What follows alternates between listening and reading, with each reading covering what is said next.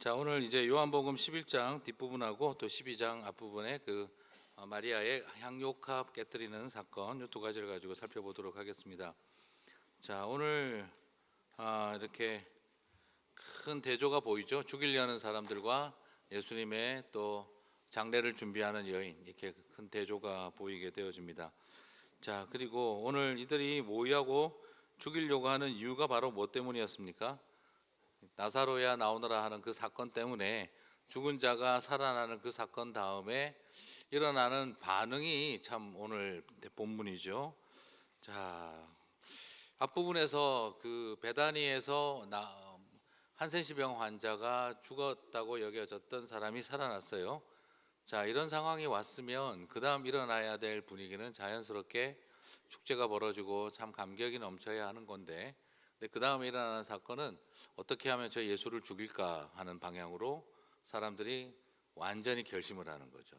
오늘 요한복음 11장에서 분명히 드러나고 있는 것은 이제 막연한 그 모의만 일어난 게 아니라 자기들이 죽이기로 결심을 하고, 그 다음 예수가 올라오면 신고하여 잡게 하라 라고 명을 할 정도로 체포 명령까지 완전히 하달된 상태까지 간 것을 보게 됩니다. 자, 죽을 죄를 지은 게 아니라 살린 게 죽을 죄가 된 거죠. 자, 사람을 살리는 일이 죽을 죄가 된 것이죠. 자, 그런데 이것이 참 예수님께서 이런 일을 하신 게 굉장히 왜 이런 의도적인 이런 행동들을 하셨을까? 자, 다름이 아니라 오늘 그 나사로가 살던 동네가 어디입니까? 제가 예전에도 한번 설교할 때 했었는데요. 베다니라는 동네예요. 자, 베다니라고 하는 동네, 예수님이 예루살렘에 가시면 예루살렘에 바로 그 안에서 거주하지 않으시고 바깥에서 약간 떨어져 있는 베다니하고 벳바게라고 하는 그 마을을 왔다 갔다 했는데, 주로 이 시몬과 마리아와 마르다가 있는 지역이 베다니였습니다. 자, 그런데 베다니가 어떤 곳이냐? 지금 가면 몰라요. 어딘지 찾을 수가 없어요. 그래서 이 지역에 대해서 어떻게 추측을 하냐 그러면, 유대인들 중에서 한센시병 환자들의 집단 주거 지역이었다라고 보시면 되겠습니다. 다시 말씀드리면, 예루살렘 성에서 부정하다 더럽다 하여 돌로 쳐 죽이지 않고 살려줄 테니 성으로는 절대 들어오지 마라 하고 쫓아내어 놓은 곳. 그래서 아마 고대 유대 사회의 특징상 이 한센시병을 가진 사람들이 그 바위 밑이나 동굴 같은데 그런 데서 숨어서 살아야 하고, 사람들 보이는 데 나타나면 돌팔매질을 당했거든요. 그래서 숨어서 지내야 했죠. 그래도 또 회복되고 돌아오는 사람들이 있기 때문에 가족들이 이들을 버리지를 못해요. 그러면 가족들이 와서 멀리서 이 벼랑 밑으로 먹을 것을 던져주고, 그러면 그 밑에 이렇게 동굴이랑 이런 협곡 같은데, 이런 계곡 같은 데서 이 절벽 밑에서 이들이 숨어 살고 있으면 위에서 이렇게 그 먹을 것도 던져주고. 배너 영화 보셨죠? 네. 거기에서 기억나시죠? 그 장면이. 마차 타고 뛰는 것만 생각나시고 나머지 생각이 안 나시면 안 되죠. 자, 거기에 배너의 그 어머니하고 누이가, 그죠? 한센시병에 걸려서 이런 사막 협곡 같은 데 숨어 있던 장면이 기억이 아마 나실 겁니다. 그런 것처럼 그 시대에는 이 한센시병이 하나님으로부터 저주받은 병으로 여겨졌기 때문에 불가촉 천민이 되는 거예요. 우리가 접촉해서는 안 될 벌받은 죄인으로 취급이 됐던 거죠. 그런데 이 사람들만 이렇게 되는 게 문제가 아니라, 그러다 보니까 이분들이 모여 있는 곳 옆에 가족들이 도와주기 위해서 형성되는 작은 마을이 생기는 겁니다. 그게 바로 오늘 이 베다니, 벳바게 같은 곳이라는 거죠. 근데 이 베다니라는 말이나 벳바게라는 말이 지난번에 한번 말씀드렸죠. 무화과 설명할 때 말씀을 드렸을 겁니다. 딴이라는 말이 이게 무화과예요. 벳다니라는 말은 무화과의 집이라는 뜻입니다. 벳바게라는 말도 무화과의 집이라는 거예요. 바게도 무화과고 딴이도 무화과예요. 근데 바게는 뭐냐 그러면은, 무화과에서 제가 말씀드렸죠, 그죠? 기억나시죠? 조그만한 거. 무화과는 열매가 두 번이 열리는데, 처음 열리는 열매, 눈깔 사탕 같은 거 있어요. 조그만한 거. 그게 굉장히 안에 단단하고 말리면 씨가 들어 있는데 굉장히 달콤하긴 하지만 이게 껍데기가 그냥 노랗게 되게 단단한 게 있어요. 건어물 국제시장 건어물상에 가면 이란에서 오는 걸 팝니다. 제가 그걸 많이 사 먹었던 기억이 나는데요. 여러분 어디 가서 이렇게 그 파는 것을 보실 거예요. 무화과가 이렇게 작지가 않죠. 그런데 첫 열매가 열리는 게 그걸 빠게라 그래요. 그 다음에 뭐가 열린다고요?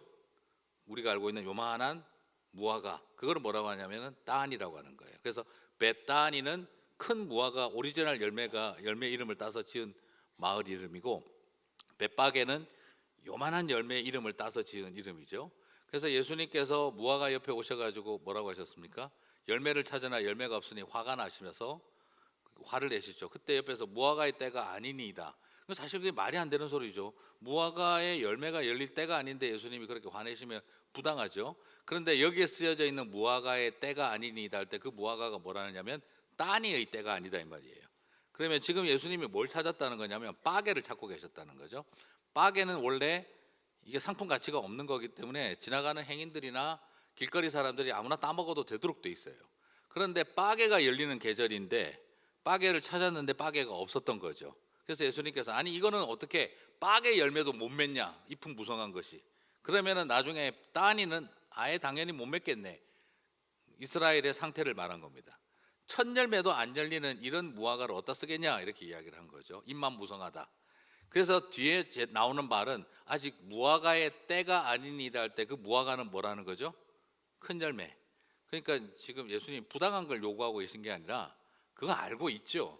그런데 이 빠게조차도 없는 이걸 어디다 쓰겠냐라고 이야기를 하셨던 거죠.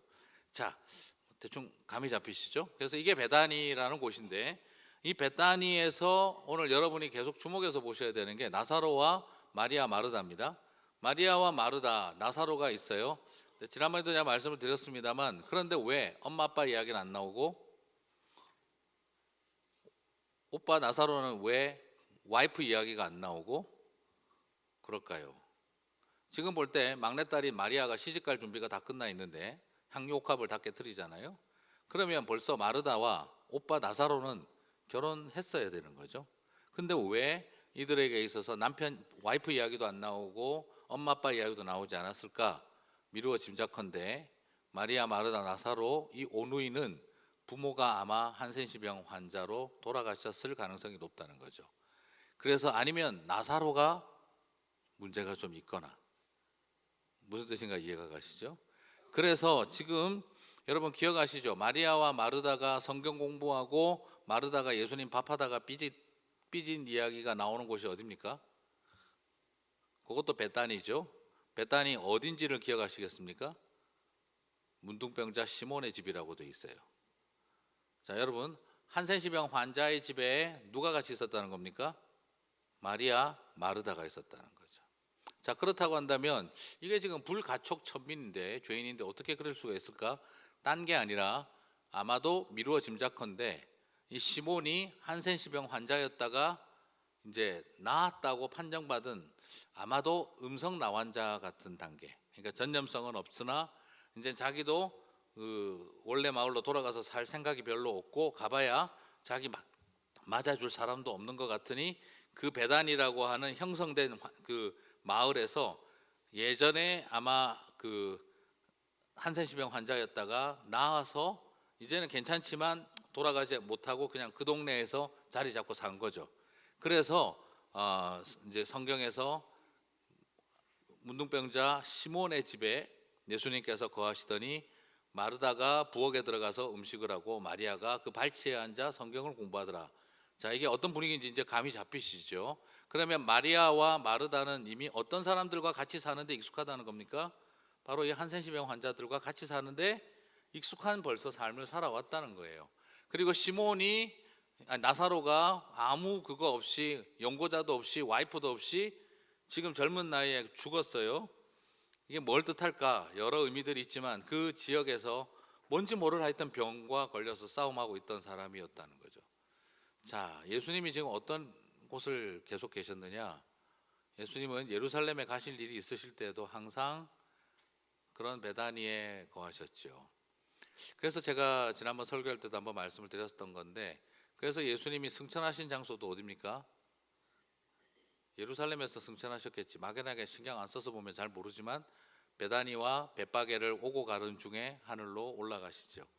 예수님이 부활하시고 나서도 어디로 가셨느냐? 역시 한센시병 환자들이 살던 그 마을로 가셨던 거죠. 저는 이게 굉장히 우리한테 주는 도전이 크다고 저는 생각을 해봅니다. 자, 그리고 난 다음에 오늘 유대인들이 죽이려고 드는 거예요. 이게 지금 얼마나 이게 지금 절박한지 여러분 상황이 이해가 가시죠? 문둥병자 마을에 가서 거기에서 살면서 그 사람들의 또 오라비를 살리고, 그리고 그곳에서 이분이야말로 메시아다라는 그 급격한 하나님으로부터 저주받았다라고 정죄하고 있던 자들을 하나님이 치유하신다는 이야기가 일어나기 시작을 하니까 유대 사회가 지금 엄청난 지금 충격에 휩싸인 거예요. 단지 죽은 사람이 하나 살아났다 하는 정도가 아니라 뭐라고 설명할 수 없는 지금 충격적인 세계관적인 충격이 마구 일어나고 있는 거죠. 아니 그 더러운 땅에 메시아라는 사람이 왜 들어가 거기에? 이런 요소들이 일어나기 시작을 한 거죠. 자, 그러니까 예수님은 어떻게 해야 되는 거죠? 어떻게 하든지 저거는 나쁜 것으로 몰아서 죽여야 된다는 거죠. 베다니에서 사람이 살았어도 이걸 받아들일 수 없었던 것은 그들 안에 있었던 과도한 종교적 신념이었습니다. 극도의 우리를 지켜야 한다는 이 보수적인 이런 이 신앙의 이 잘못되어진 극단화되어져 버린 이런 그 자기 신념은요 어떻게 할 수가 없는 거예요. 지금 예수님이 얼마나 지금 싫었겠습니까? 꼴도 보기 싫은 저 더러운 것들이라고, 신에게 저주받은 것들이라고, 근처에만 와도 돌로 쳐 죽이라고 하고 있던 자들에게 메시아라는 사람 존재가 들어가서 그들과 함께 있고 그 죽어서 사흘이 돼서 냄새나는 시신을 살려내고 있으니 이걸 어떻게 감당을 받아들여야 될지가 알 수가 없는 거예요. 그러니까 여러분 오늘 우리에게 주는 도전이 바로 뭘까요? 지금 우리가 생각할 때 저 더러운 죄인들은 돌로 쳐 죽여야 된다 생각하고 있는 사람들에게 예수님이 가셨다는 것, 이거는 굉장히 우리한테 지금 어떤 충격을 주는 것인지는 여러분이 한번 생각해 보실 필요가 있어요. 과연 우리 시대의 이 문둥병자들은 누굴까라는 질문도 던지지 않을 수가 없는 거죠. 왜 우리는 극히 일부만 사랑의 대상일 거라고, 예수님의 복음이 필요할 거라고 생각하고 있는 것은 아닐까. 오늘 이 바리새인과 제사장과 서기관들이 모여서 밤새도록 고민하고 있는 이 내용을 바라보면서 우리가 한번 다시 심각하게 생각하지 않을 수 없는 게, 과연 나는 이런 상황일 때 어느 쪽에 포함되어 있을까라는 질문인 겁니다. 아마 고민이 되실 거예요. 자, 이것이 오늘 예수님의 행보였습니다. 제사장과 바리새인들이 죽었다 깨나도 받아들일 수 없는, 차라리 죽여버리는 게 낫겠다 생각했다는 것. 이것이 오늘 우리 안에도 존재할 수 있습니다. 실제로 여러분 잘 아시죠? 제가 말씀 그때도 한번 드렸던 전 세계에서 아직도 리폼드 디알로지를 가장 잘 지키고 있는 곳이 신학교가 없습니다. 거의. 한국을 제외하고 말씀드린다면 미국의 저 칼빈 세미너리, 웨스트민스터 세미너리, 그리고는 리폼드 디알로지를 제대로 배울 수 있는 곳은 그 두 곳밖에 없어요. 미국에도요. 그런데 딱 저기 해외에 또 하나 더 있습니다. 사우스 아프리카에 지금은 이름이 바뀌어서 제가 밝히지는 않겠습니다만 표절 시비와 연관이 있었던 학교였기 때문에 그런데 과거의 이름은 포체스트롬 세미너리라고 불리우던 그곳이 유일하게 지금도 리폼드 디알로지를 가르쳐요. 그런데 그 사우스 아프리카의 그 교회는 흑인을 사랑해야 합니다 설교하면 목사님이 강단에서 교회에서 쫓겨났고 교단에서 안수 취소를 당했어요. 지금도 그래요. 남아프리카 공화국이 이제 흑인이 만델라가 대통령이 되면서부터 조금씩은 바뀌고 있지만, 그러나 불과 10년 전까지만 해도 흑인과 백인이 서로를 사랑해야 합니다라고 가르쳤다는 이유로 교단에서 목사 면직이 되어야 하던 게 그 당시에 있었던 일이에요. 자, 이게 바로 뭐냐면 하나님 복음은 오로지 누구만을 위해서 가고 있는 거죠? 백인들만을 위해서 존재한다고 생각했던 거죠. 자, 그런 시대를 실제로 살았습니다. 근데 봐준 거는 에이시안들이에요. 한국 사람들만 봐줬고 봐주지 않았어요. 자, 이것이 오늘 우리가 생각할 수 있는 내가 가진 건강한 신학, 내가 가진 건강한 교회 전통, 그러나 우리가 그 건강한 신학과 교회 전통을 가지고도 어떨 수 있다는 겁니까? 문둥 한센시병 환자가 그 마을에서 사흘 뒤에 사람이 살아났다 그래도 그 살린 인간을 죽여라라고 해야 되는 것이 제사장과 서기관들의 모습이었다는 거죠. 종교가 무서워지는 대목입니다. 자, 그러면 이런 것과 달리 우리가 지금 살펴보게 되는 것은 이제 누구냐 하면 바로 이 마리아죠. 자, 여러분, 마리아처럼 나도 성경 공부하는 길을 선택해야지 그렇게 쉽게 생각하지 마세요. 마리아는 성경 공부만 한 게 아니라 향유 옥합도 깨뜨렸다는 것을 기억하셔야 됩니다. 향유 옥합은 죽어도 못 깨뜨리고 성경 공부만 하겠어요. 나는 마리아의 길을 갈래요. 네, 아주 속이 보입니다, 그죠? 자, 돈 안 드는 길만 하겠다는 거죠. 자, 마리아의 길을 여러분 따라가겠다, 성경 공부만 하겠다가 아닙니다. 값비싼 향유 옥합을 깨뜨린다는 것도 같이 포함되어 있습니다. 그러면 이게 향유 옥합을 깨뜨린다는 거 여러분 잘 알지만 이게 그 당시 사람들한테 차원이 달라요. 더더구나 아까 베다니의 마리아라고 해야 되죠, 그렇죠? 그럼 베다니에서 마리아라고 한다면 이건 뭐하고 똑같은 말이냐면 소록도 출신의 마리아라는 말과 같은 말입니다. 한국식으로 옮겨 놓는다면. 자, 무슨 뜻이죠? 네, 빠져나가기 위한 이 마을을 떠나는 유일한 탈출구라는 뜻이에요. 한센시병 환자의 가족 중에 하나였다고 한다면 결혼하기 쉽지 않았을 겁니다, 그죠? 어쩌면 언니 마르다는 이미 벌써 포기한 것 같아요. 오빠 나사로도 결혼을 포기한 것 같고. 그런데 이 마리아는 아직도 뭘 가지고 있습니까? 향유 옥합을 모으고 있었습니다. 무슨 뜻입니까? 언젠가 나갈 날이 올 거라고 생각을 하고 있었던 거예요. 언젠가 이런 나도 결혼할 날이 있을 거라는 그녀의 마지막 희망과 같은 거라는 거죠. 일반 안정된 가정의 규수라고 한다면, 처자라고 한다면 이거야 뭐 큰 중요한 거긴 하지만 목숨이 담긴 게 아니죠. 땀이 담겨 있을 수는 있어도 눈물이 담겨 있을 수는 없겠죠. 눈물이 담겨 있을 수는 있어도 피가 담겨 있을 거라고 말할 수는 없겠죠. 사실 이 여인이 가지고 있는 향유는 어떤 의미에서 나에게 있어서 마지막 희망입니다. 이곳을 빠져나갈 수 있는. 그런데 나드 향이라고 하는 이 향유, 그 당시 재산을 모으는 수단이기도 했고 정말 그녀에게는 마지막 희망인 것 같았습니다. 그런데 이 향유를 부어버렸습니다. 자, 향유를 부었는데 어디다 부었느냐? 보통 일반적으로 향유를 부으면 어디다 부어야 되죠? 머리입니다. 머리에 이 나드향 감람유 같은 것은 머리에 붓게 돼 있어요. 발을 씻기는 용으로 쓰지 않습니다. 어떤 일이 있어도. 발은 보통 뭐로 합니까? 요한복음에서 보셨던 것처럼 그 앞에 있는 항아리에 떠다 놓은 물을 가지고 가서 발을 씻기게 돼 있어요. 그게 종이 하는 역할입니다. 물이 포도주가 됐었죠. 그게 식용물이 아니라 발 씻기는 물이었어요. 그런데 오늘 지금 여기에서 마리아는 머리에, 일반적으로 머리에 붓는 향유를 어디다 붓고 있는 겁니까? 발에다가 붓고 있습니다. 그리고 자신의 머리털로 오히려 그것을 닦고 있어요. 자, 또 다른 포인트 하나는 더, 옥합 향유를 부은 것만이 아니라 옥합을 깨뜨려 버렸습니다. 무슨 뜻이죠? 결혼 완전히 포기했다는 뜻입니다. 난 다시 향유를 모을 일이 없을 거라는 것을 보여주고 있어요. 자, 여러 가지 의미가 있는데 어떤 의미에서 정말 이 마리아는 내 삶에서 좀 남아있는 잉여물을 드린 것이 아니라 완전히 배수의 진을 친다라고 하는 것처럼 나는 이제 모든 걸 다 내려놨다는 거죠. 무슨 뜻입니까? 오히려 지금 발 닦기 용도로 사용하는 내 평생의 가장 소중한 것을 발을 닦는 용도로 사용하고 있다는 것이죠.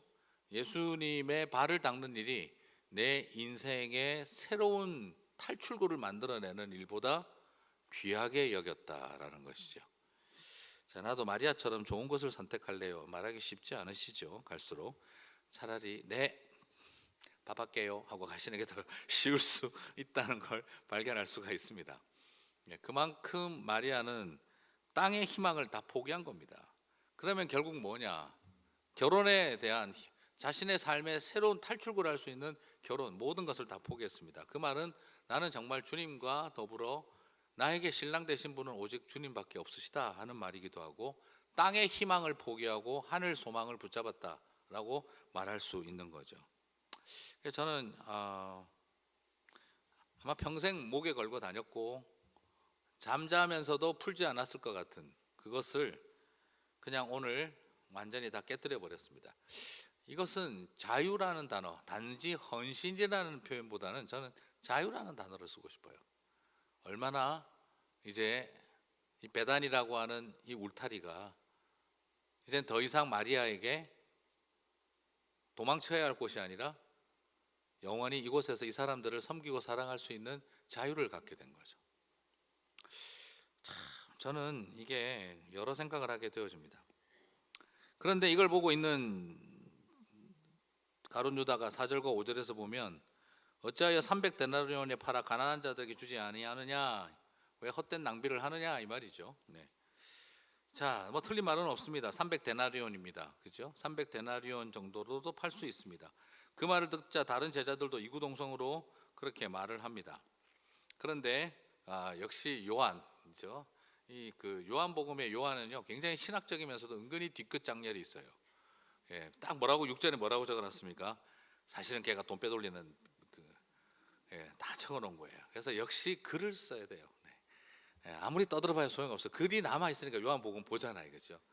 베드로가 또 막판에 가서 꼬장 피우니까 어떡합니까? 예. 그냥 베드로 형님이 이렇게 하시면 안 되는데 하고 그거 다 적어놨잖아요. 네. 가까이 지내는 사람들 조심해야 돼요, 평소에. 자, 그리고 글 잘 쓰는 사람들 조심해야 돼요. 하여튼 다 남겨놨어요. 요한이 다 적어버렸어요, 그대로. 자, 여기서도 6절에서 뭐라고 합니까? 말은 저러는데, 경상도 말로 말이사 이 말이죠. 말은 저렇게 하는데 실제로는 돈 빼돌리고 있었지 않았느냐? 겉으로는 가난한 자를 돕자느니 어쩌느니 하고 있지만 실제로 너는 따로 챙기고 있지 않았느냐라고 적어놓은 거죠. 자, 여기서 보게 되면은 굉장히 큰 도전이죠. 어떤 의미에서는, 그리고 5절은 이미 가룟 유다는 예수님을 팔 사람이었다라고 하고 있죠. 자, 어떻게 예수를 팔 사람이 어찌 예수를 사랑하는 사람의 마음을 알겠습니까? 이미 예수님을 팔 마음을 가진 사람이 어찌 예수님에게 자신의 모든 것을 던지는 사람의 마음을 알겠어요? 여러분, 좀 이거 바뀌어야 됩니다. 네. 정말 주님을 향해서 나는 어떤 사랑을 하고 있는가? 여러분, 사랑이 식어서 헤어질 마음이 생기면 100원짜리 야구르트 사주기도 아까워요. 연애하는 애들 보고 있으면. 연애 시작을 해가지고 사랑에 눈이 뒤집어졌을 때는 엄청난 가방도 막 사다 주는데 헤어지기 딱 3개월 전에 야구르트도 안 사줘요. 각자 계산하자 이렇게 나오기 시작을 해요. 무슨 뜻입니까? 제가 경험한 게 아닙니다. 이건 결코 제 경험을 이야기한 게 아니에요. 자, 진정한 사랑을 잃어버리면 예수님에게 하는 모든 게 다 아깝습니다. 계산할 수밖에 없습니다. 예수님은 300데나리온짜리의 향유를 받은 것이 아니라 뭘 받았냐 그러면 한 여인이 던진 인생을 받으신 거예요. 지금 제가 드리고 싶은 이야기는 가룟 유다는 300데나리온을 받지만 예수님은 300데나리온으로 계산할 수 없는 그 여인이 던진 인생이라고 하는 헌신을 보셨다는 거예요. 가룟 유다는 300데나리온을 정확하게 본 사람이 아니라 지금 가룟 유다는 지금 마리아가 던지고 있는 인생의 가격을 볼 수 있는 눈이 없었어요. 이것이 가룟 유다는 가장 정확한 눈을 가진 것처럼 보였으나 가장 눈이 어두워진 사람이라는 거죠. 예수님은 지금 3데나리온짜리를 드렸다고 해서 내가 가격이 그거밖에 안 되냐 이렇게 하시는 분이 아니에요. 오히려 이것이 그렇게 보였다면 가룟 유다는 300데나리온짜리인 거예요. 가룟 유다에게는 한 사람의 인생이 300데나리온짜리로만 보이는 거예요. 그렇게 볼 수밖에 없는 가룟 유다야말로 싸구려인 거예요. 자기가 예수님을 얼마에 팔았습니까? 은 30세겔에 팔지 않았습니까? 결국에는 뭐냐 그러면 자기가 스스로 인생 싸구려라는 걸 보여준 거예요. 예수님은 지금 300데나리온을 쳐다보고 있는 게 아니라 한 여인의 인생을 보셨죠. 저는 진정한 사랑을 알면은요, 사랑이 식으면 100원짜리 야구르트도 아까운데요, 진짜 사랑이 넘치면 100원짜리 야구르트를 주는데 눈물이 핑 돌아요. 이 심오한 의미를 이해하시겠습니까? 진짜 사랑이 있으면 100원짜리 야구르트 바카스 하나 내밀어 주는데 눈물이 핑 돕니다. 그런데 사랑이 식으면 100원짜리 야쿠르트 아까워서 못 사줍니다. 그게 사람입니다. 지금 예수님은 300데나리온짜리 가격을 매기고 계신 게 아니라 한 사람의 인생을 받고 계셨다는 거죠. 저는 이것이 저에게 굉장히 참 중요한 일이라고 생각합니다. 그래서 사랑은 낭비로만 이루어진다 하는 말이 맞는 말입니다. 여러분 자식들한테 지금 애들 사랑하시죠? 네. 그 말은 곧 무슨 뜻입니까? 무지 낭비하고 계시죠 지금. 네. 저 인간이 피아노 앞에 앉을 저렇게 한번 졸업하고 안 앉을 걸 알았더라면 내가 미쳤다고 내가 저 피아노 레슨을 시켰을까? 내가 저 인간이 테니스 채 들고 나가가지고 공 치는 걸 한 번도 안 볼 줄 알았으면 미쳤다고 저 돈 줘가면서 테니스를 시켰을까? 저게 플룻을 나 말이야, 클로즈에 쳐박아 놓고 저걸 불지도 않을 줄 알았더라면 내가 미쳤다고 저거를 600불을 주고 샀던가 막 온갖 생각이 다 나시죠, 그죠? 그래서 우리 저기 장로님 중에 한 분이 그 이야기 하시더라고요. 요즘 젊은 사람들한테 해주고 싶은 말 있으면 키워봐야 소용없습니다. 해줘봐야 소용없습니다. 네, 결론은 그 말입니다. 이렇게 이야기를 하시는데 실제로 무진장 낭비하지 않습니까? 네. 저희 어머니 저희 여동생에게 미친 듯이 피아노 가르치셨어요. 한이 되셔가지고 우리 엄마는 나한테 피아노 안 가르쳤다 그래가지고 근데 여동생 피아노를 왜 배웠는지 제가 지금도 이해를 못 하겠어요. 그림은 왜 그렸는지 지금도 이해도 안 가고. 네. 그림까지 했습니다. 예, 동양화에다가 피아노까지. 저희 어머니도 또 어디 가서 본 것만 있으면 저를 안 시키면 용서가 안 돼요. 네. 어디 가서 보시고 또 그냥 어린이 합창단 집이 보시고 감동하셔서 제가 다니던 교회 그 저기 유치부 그 저기 선교부에다가 도네이션 할 테니 합주단 만들자. 조건은 내 아들 지휘하는 거. 또 어디 가서 보고 오셔서 웅변하는 거 보면 감동하셔서 저 웅변학원 보내시고 또 어디 가셔서 또 탈춤하는 거 보니 감동하셔가지고 또 저를 탈춤 보내시고 하나도 하는 게 없잖아요 지금 제가. 물론 다 이리저리 묶어서 지금 목회하고 있습니다만 자 이게 그렇게 이야기를 합니다. 대학을 졸업할 때까지 사냥하는 자녀 양육비가요 2009년도 통계에 의하면 한국 사람들이 애 하나당 2억 6천만 원을 쓴대요. 네, 집을 사줄 걸 차라리 모아놨다가 그 생각이 듭니다. 누구 말해도 그 이야기 하시더라고요. 차라리 그 돈 다 그 양육비에 쓸 바에야 잘 모아놨다가 포크레인 한 대 사주고 회사를 하나 차려주는 게 더 낫겠다 이 생각이 든다고 이야기를 하시더라고요. 거의 25만 불을 대학 졸업할 때까지 쓴다는 거죠. 애 하나당.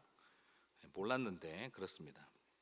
그리고 제가 한번 찾아봤더니 울산대 가정관리학과 2009년도 석사학위 논문에 대학생의 이성교제 실태 및 가족 변인에 대한 연구를 봤더니 대학생들이 일주일 평균 3.6회 데이트를 하고 1회 데이트 시 평균 34,000원을 쓴대요. 1년으로 치면 1인당 624만 원을 데이트에 쓴다고 결론이 나온답니다. 엄마한테 6만 원도 안 쓰는 인간들이 이제 나가면 640만 원을 쓴다는 거죠. 자, 뭐 엄마한테 6만 원짜리 생일 선물 사줬다고 감동하지 않습니까? 네, 640만 원 쓴답니다. 2009년도 통계로. 네. 그렇죠. 그래서 제가 저기 늘 보는 그 보면은 예전에 그 여자 가수 중에 그죠 인생의 그 뭐예요? 내 인생은 나의 것, 내 인생은 나의 것 막 그렇게 했죠. 엄마 아빠 더 이상 끼어들지 말라고. 그리고 그 노래 부른 그 가수가 바로 6개월 뒤에 무슨 노래 내는 줄 아세요? 인생의 반은 그대에게 있어요. 나머지도 나의 것은 아니죠. 그렇게 했어요. 나쁜 것들이에요 이게. 엄마한테는 내 인생은 나의 것. 그렇죠? 근데 또 지가 좋아하는 사람한테는 인생의 반은 그대에게 있어요. 나머지도 나의 것은 아니죠죠. 뭐 이런 것들이 있는지 몰라 이렇게 생각이 되실 거예요. 근데 뭐 다 우리도 그러고 왔어요, 그죠? 네, 뭐 그게 문제죠. 자, 그래서 두 명이 2년간 연애하고 결혼하는 것을 전제할 때 총 결혼 비용이 연애 2년 동안 연애하는 게 2만 불이랍니다. 네, 20만 불이 2만 불이랍니다. 자. 끔찍합니다. 자, 이런 정도예요. 근데 왜 여러분 이런 거 하시면서 낭비한다 생각하신 적 있으세요? 헤어질 때 낭비했다 생각하시죠? 자, 그러나 그게 낭비라고 어느 누구도 생각하지 않습니다.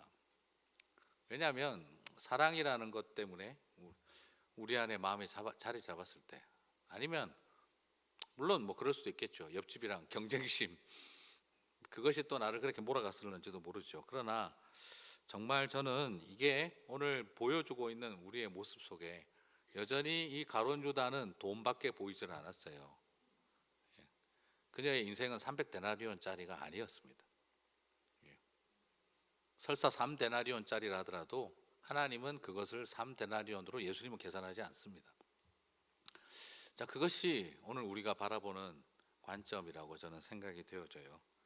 자, 여러분, 저는 오늘 이것을 살펴보면서 베다니를 죽도록 벗어나고 싶지 않았을까 싶었던 사람, 그런데도 불구하고 그곳에서 예수님에게 향유옥합을 깨뜨립니다. 베다니에서 죽었다 살아났다고 하는 소식을 듣고 예수를 어떻게 하든지 죽이려고 계획하는 대제사장과 서기관들, 바리새인들의 모습도 봅니다.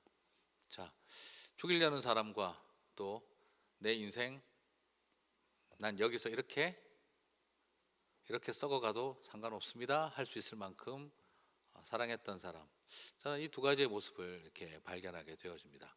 그래서 여러분 꼭 부탁드리고 싶습니다. 하나님의 연인이 되십시오.